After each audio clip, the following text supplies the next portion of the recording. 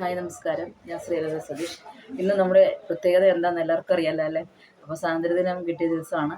അപ്പോൾ ഞാനിന്ന് വീട്ടിലാണ്, ഒത്തിരി ദിവസമായി കടയ്ക്കും പോയിട്ട്.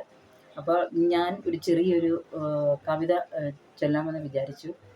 ഞാൻ ഒരുപാട് പാട്ടുകൾ എഴുതിയിട്ടുണ്ട്. നമുക്ക് സ്പോൺസറിങ് ഇല്ല, അതുകൊണ്ട് നമ്മളിപ്പോൾ അത് നിർത്തി വെച്ചേക്കുവാണ്. എന്തായാലും ഞാൻ ഈ കവിത ഒന്ന് കേൾപ്പിക്കാം.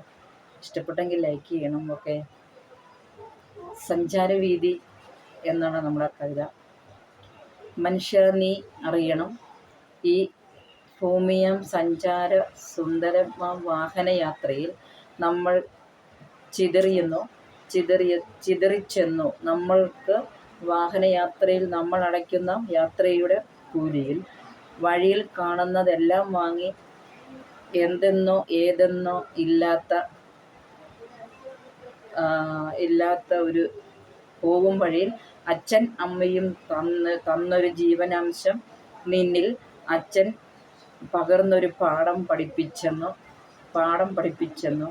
ആ നാഥനെ ഓർത്തെനിക്കേറെ ഇഷ്ടം, ആ നാഥനെ എനിക്ക് ദുഃഖം.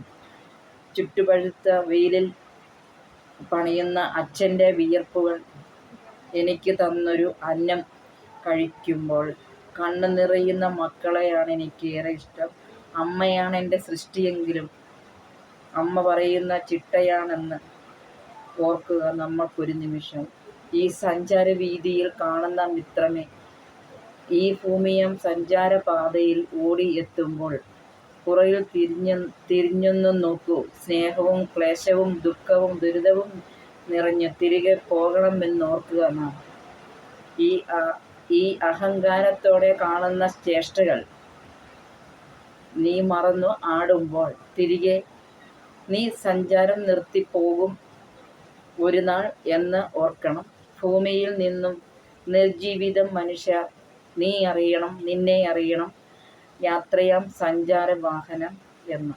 ഇത്രയും ഈ കവിത ഇഷ്ടപ്പെട്ടെങ്കിൽ എനിക്ക് ലൈക്ക് ചെയ്യണം. Okay, thank you.